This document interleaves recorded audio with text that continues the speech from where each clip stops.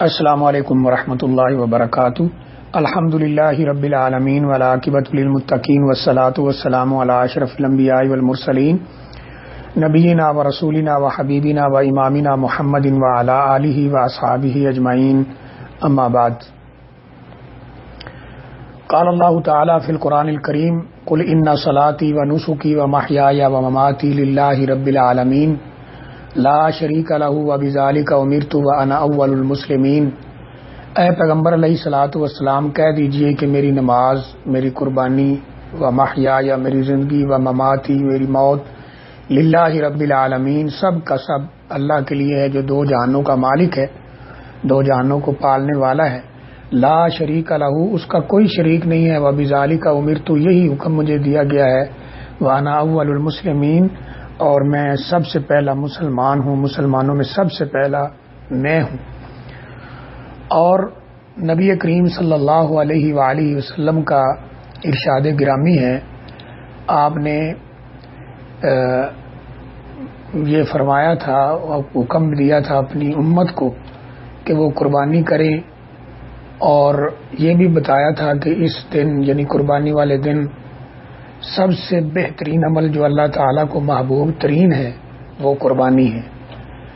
آپ یہ بات بیان فرماتے ہیں کہ ما عمل آدمی من عمل یوم النحر احب الی اللہ من احراق الدم، کہ قربانی والے دن سب سے زیادہ محبوب ترین عمل جو اللہ تعالیٰ کو ہے وہ جانور ذبح کرنا ہے، یعنی خون بہانا ہے۔ یعنی خون بہانے سے بڑھ کر قربانی والے دن اللہ تعالیٰ کو کوئی اور عمل پسند نہیں ہے۔ اگلی بات یہ ہے کہ قربانی کا حکم کیا ہے، اس میں علماء دو رائے رکھتے ہیں۔ بہت سے علماء کا یہ خیال ہے کہ یہ قربانی واجب ہے، اور بہت سے علماء کا یہ خیال ہے کہ قربانی سنت مؤکدہ ہے۔ حدیث میں آتا ہے کہ اقام رسول اللہ صلی اللہ علیہ وسلم بالمدینہ 10 سنین یضحی، نبی کریم صلی اللہ علیہ وسلم مدینہ میں 10 سال رہے اور قربانی کرتے رہے۔ اور عبداللہ بن عمر رضی اللہ تعالیٰ عنہ کا بھی قول ہے کہ ضحى رسول اللہ صلی اللہ علیہ وسلم والمسلمون، نبی اکرم صلی اللہ علیہ وآلہ وسلم خود بھی قربانی کیا کرتے تھے، اور مسلمان یعنی ان کے ساتھ صحابہ اکرام بھی قربانی کیا کرتے تھے۔ تو اگرچہ اس میں اختلاف ہے کہ یہ واجب ہے یا سنت مؤکدہ ہے، تو صحیح بات یہی ہے کہ جس شخص کے پاس قربانی کی طاقت ہو اسے چاہیے کہ وہ قربانی کرے اور اس سے جی نہ چرائے۔ یہ اللہ تعالیٰ کی قربت کا ذریعہ ہے، اللہ تعالیٰ کی خوشنودی کا ذریعہ ہے، اور قربانی کے دنوں میں سب سے زیادہ محبوب ترین عمل ہے اللہ تعالیٰ کے ہاں، لہذا اس میں پورے ذوق اور شوق کے ساتھ حصہ لینا چاہیے اور اس کو اپنے اوپر بوجھ نہیں سمجھنا چاہیے۔ تیسری بات یہ ہے کہ وہ کون شخص ہے جس کے اوپر قربانی واجب ہے یا کم از کم سنت مؤکدہ ہے، تو اس کو اس میں حصہ لینا چاہیے۔ ہر وہ مرد اور عورت جو مسلمان ہے، عاقل ہے اور بالغ ہے، عقل مند ہے، بالغ ہے، اور اپنی ضروریات کو پورا کرنے کے بعد اس کے پاس قربانی کرنے کی طاقت ہے تو اس کو قربانی کرنا چاہیے۔ اس سلسلے میں بعض لوگ یہ بات پیش کرتے ہیں کہ جو صاحب نصاب ہے اس پر قربانی ہے۔ کچھ لوگ کہتے ہیں کہ جس کے پاس سونے کا نصاب ہو، کچھ کہتے ہیں چاندی کا نصاب ہو تو اس کو قربانی کرنا چاہیے، وہ صاحب نصاب ہے۔ لیکن اس بات کی کوئی دلیل میرے ناقص علم کے اندر نہیں ہے۔ صحیح بات یہی ہے کہ ہر وہ شخص جو اپنی ضروریات کو پورا کر لینے کے بعد، اپنے اہل و عیال کی ضروریات کو پورا کر لینے کے بعد قربانی کی طاقت رکھتا ہو تو اسے قربانی ضرور کرنی چاہیے۔ اور نبی اکرم صلی اللہ علیہ وسلم فرماتے ہیں انما الاعمال بالنیات، عملوں کا دار و مدار نیتوں پہ ہے۔ ہم لوگوں نے جب کوئی دنیا کا کام کرنا ہو تو بڑے شوق سے شادی بیاہ اس طرح پیسے پکڑ کے بھی کرتے ہیں، لیکن جب قربانی کی باری آتی ہے تو پیچھے ہٹ جاتے ہیں کہ میں صاحب نصاب نہیں ہوں، یہ نہیں ہوں، وہ نہیں ہوں۔ تو ایسے بہانے نہیں بنانے چاہیے۔ اگر اپنی ضروریات سے ہٹ کر انسان کے پاس اتنا پیسہ ہو جس میں وہ قربانی کر سکتا ہو تو اسے قربانی کرنا چاہیے۔ اگلی بات یہ ہے کہ قربانی کن جانوروں کی ہو سکتی ہے، تو قرآن مجید کے اندر سورہ انعام میں اللہ تعالیٰ نے اس کا ذکر فرمایا ہے۔ یہ 8 قسم کے جانور ہیں: اونٹ نر اور مادہ 2، گائے نر اور مادہ 4، بکری نر اور مادہ 6، اور بھیڑ نر اور مادہ 8۔ یہ جانور ہیں جن کی قربانی ہو سکتی ہے، دمبا وغیرہ اسی میں شامل ہیں۔ تو ان جانوروں کی قربانی ہونی چاہیے، اور جو بڑا جانور ہے اس کے اندر 7 لوگ شامل ہو سکتے ہیں، اور جو چھوٹا جانور ہے وہ ایک کی طرف سے ہی قربان ہوگا۔ بڑے جانور کے اندر 7 لوگ شامل ہو سکتے ہیں۔ مسلم شریف کے اندر یہ روایت موجود ہے کہ راوی حدیث کہتے ہیں کہ ہم نبی اکرم صلی اللہ علیہ وآلہ وسلم کے ساتھ تھے، اور ہم عمرہ یا حج کے موقع پر تھے، اور ہم نے اونٹ کے اندر 7 آدمیوں کو شامل کیا، اور 7 آدمیوں نے ایک اونٹ ذبح کیا۔ تو سیدنا جابر رضی اللہ تعالیٰ عنہ سے پوچھا گیا کہ گائے کا کیا حکم ہے، تو انہوں نے فرمایا گائے کا بھی یہی حکم ہے، البتہ جو چھوٹا جانور ہے وہ ایک بندے کی طرف سے ہی ذبح ہوگا۔ اس سلسلے میں اگلی بات یہ ہے کہ قربانی کا یعنی جانور ذبح کرنے کا وقت کیا ہے۔ اس میں قطعاً کوئی اختلاف نہیں ہے کہ قربانی کا وقت یعنی جانور ذبح کرنے کا وقت عید کی نماز پڑھ لینے کے بعد ہے۔ اگر کوئی شخص اس سے پہلے ذبح کر لیتا ہے تو وہ ہرگز قربانی شمار نہیں ہوگی۔ براء بن عازب رضی اللہ تعالی عنہ کی روایت اس سلسلے میں موجود ہے، بالکل صحیح روایت ہے کہ نبی اکرم صلی اللہ علیہ وسلم نے فرمایا من ذبح قبل الصلاۃ فانما یذبح لنفسہ، جس نے عید کی نماز سے پہلے جانور ذبح کر لیا تو یہ اس کے لیے یعنی صرف ایک کھانے پینے کے لیے گوشت ہوگا۔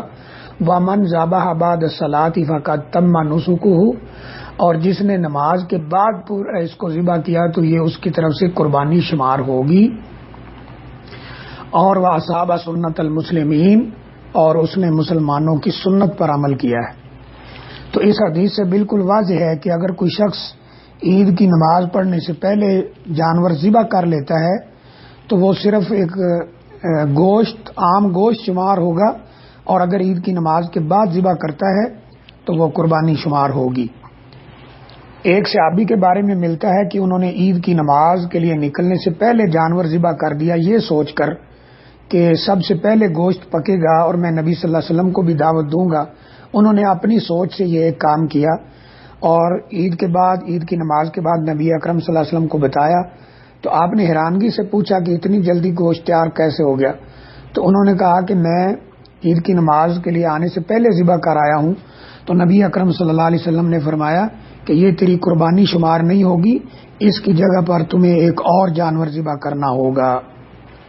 اس سلسلے میں اگلی بات یہ ہے کہ قربانی کتنے دن ہے، اگرچہ اس میں اختلاف ہے، بعض کے نزدیک 3 دن ہے، یعنی ایک قربانی کا دن 10 ذو الحجہ اور 11 اور 12، اور بہت سے علماء کے نزدیک 4 دن ہے، یعنی ایک 10 ذو الحجہ قربانی کا دن اور اس کے بعد 3 دن۔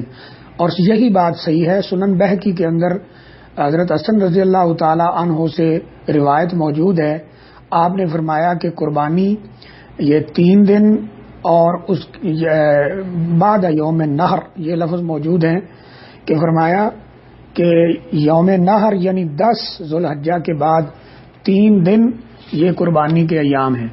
اور ایک روایت میں حضرت علی رضی اللہ تعالیٰ عنہ کا قول بھی ملتا ہے کہ ایام النہر یوم الاضحیٰ و ثلاثۃ ایام بعدہ، کہ یہ قربانی کا دن اور 3 دن اس کے بعد والے یہ قربانی کے یعنی عید کے دن شمار ہوتے ہیں۔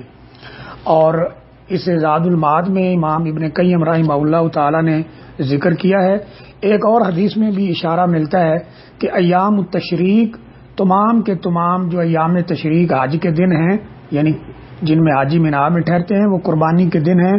تو صحیح بات یہی ہے کہ یہ 4 دن ہے، 10 ذو الحجہ قربانی والا دن، اور اس کے بعد 3 دن 11 ذو الحجہ، 12 ذو الحجہ اور 13 ذو الحجہ۔ اگلی اہم بات یہ ہے کہ یہ جانور کیسا ہو۔ حدیث شریف میں آتا ہے کہ جانور بالکل تازہ اور صحت مند اور موٹا تازہ ہو، اور ایسے کچھ عیوب جو جانور میں پائے جاتے ہوں تو ان کی وجہ سے یہ جانور قربانی کے لیے صحیح نہیں ہوگا۔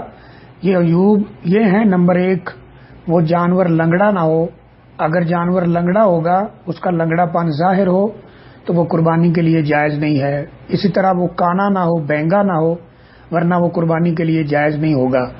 ایسا بیمار جانور نہ ہو جس کا کوئی مرض واضح نظر آ رہا ہو، وہ بھی قربانی کے لیے جائز نہیں ہوگا۔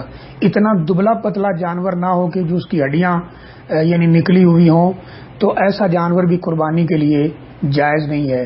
اس طرح اس کا کان کٹا ہوا نہ ہو، اس کا سینگ ٹوٹا ہوا نہ ہو، اور جانور خارش زدہ نہ ہو، اس طرح یعنی کسی بھی بیماری کے اندر وہ جانور مبتلا نہ ہو تو وہ جانور قربانی کے لیے جائز ہے۔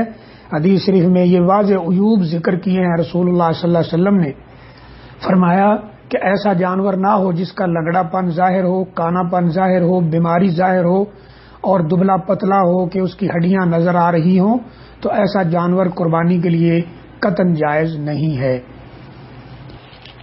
اگلی اہم بات یہ ہے کہ قربانی اپنے ہاتھ سے ذبح کرنا چاہیے، جیسا کہ رسول اللہ صلی اللہ علیہ وآلہ وسلم نے 2 مینڈے قربانی کے موقع پر اپنے دست مبارک سے ذبح کیے ہیں، اور حجۃ الوداع کے موقع پر یعنی نبی اکرم صلی اللہ علیہ وسلم نے جب حج کیا ہے اس موقع پر آپ نے 63 اونٹ خود اپنے دست مبارک سے ذبح کیے ہیں، اور بقیہ 37 اونٹ یعنی کل 100 تھے، بقیہ 37 اونٹ جو ہیں وہ سیدنا علی رضی اللہ تعالی عنہ کو حکم دیا تھا کہ وہ آپ کی طرف سے یعنی وکیل بن کر وہ ذبح کریں۔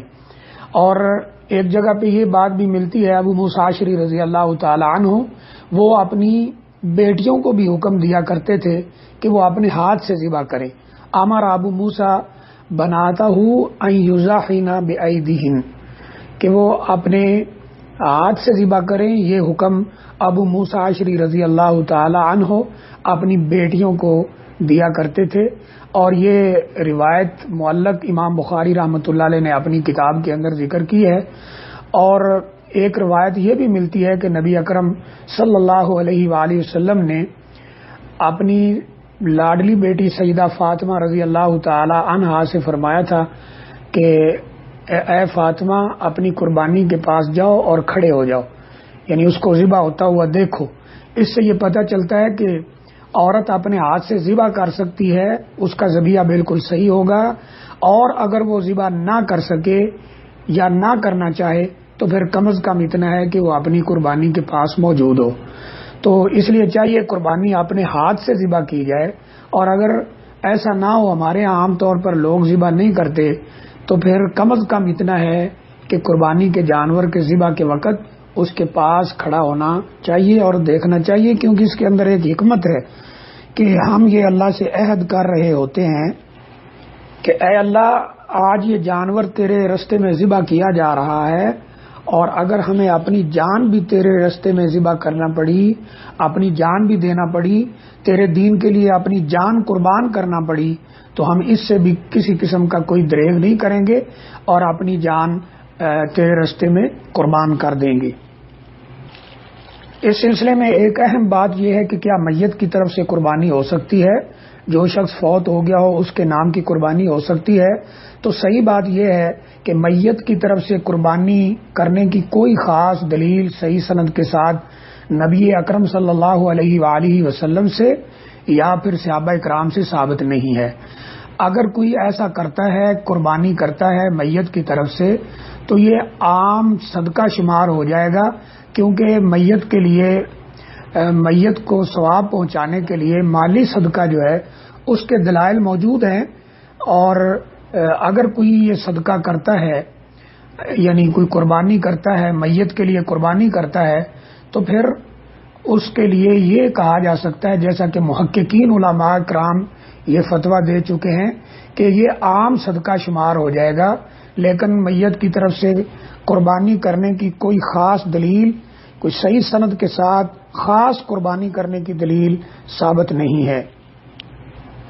اس سلسلے میں اگلی اہم بات یہ ہے کہ قربانی کے جو جانور ہیں ان کی عمر کتنی ہونی چاہیے؟ تو اونٹ کے لیے جو عمر ہے کم از کم 5 سال اس کے مکمل ہونے چاہیے، یہ مسلم شریف کے اندر موجود ہے۔ اسی طرح جو دوسرا جانور گائے ہے، وہ بیل یا گائے ہے، اس کی عمر کم از کم 2 سال مکمل ہونی چاہیے۔ اسی طرح بکرا بکری وغیرہ جو ہیں بھیڑ اور دمبا، ان کی عمر 1 سال مکمل ہونی چاہیے، یعنی دوندا جانور ہونا چاہیے۔ البتہ جو دمبا وغیرہ ہے وہ سال سے کم بھی ہو تو اس کا اشارہ ملتا ہے کہ وہ اگر مکمل جانور ہے، موٹا تازہ ہے، تو وہ انشاءاللہ صحت مند جانور ہو تو وہ قربانی کے لیے انشاءاللہ جائز ہوگا۔ اگلی اہم بات یہ ہے کہ قربانی کے لیے جب جانور کو ذبح کیا جائے تو اس کے لیے بہترین یہ ہے کہ اس کو قربانی سے پہلے اچھی طرح کھلایا پلایا جائے۔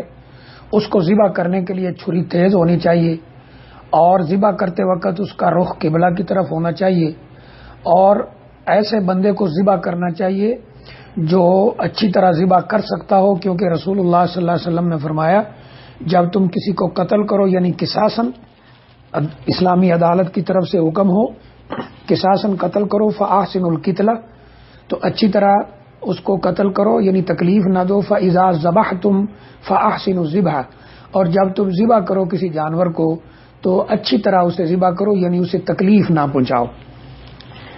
اور اگلی بات یہ ہے کہ قربانی کے وقت کیا پڑھنا چاہیے، ذبح کرتے وقت کیا پڑھنا چاہیے، تو بعض جگہ پر یہ اشارہ ملتا ہے کہ یہ پڑھ سکتے ہیں کہ قل ان صلاتی و نسکی و محیای و مماتی للہ رب العالمین لا شریک لہ و بذالک امرت و انا من المسلمین، یہ پڑھ سکتے ہیں۔ بعض جگہ یہ ملتا ہے انی وجہت وجہی للذی فطر السماوات والارض حنیفا وما انا من المشرکین ان صلاتی و نسکی و محیای و مماتی للہ رب العالمین، تو یہ پڑھ سکتے ہیں۔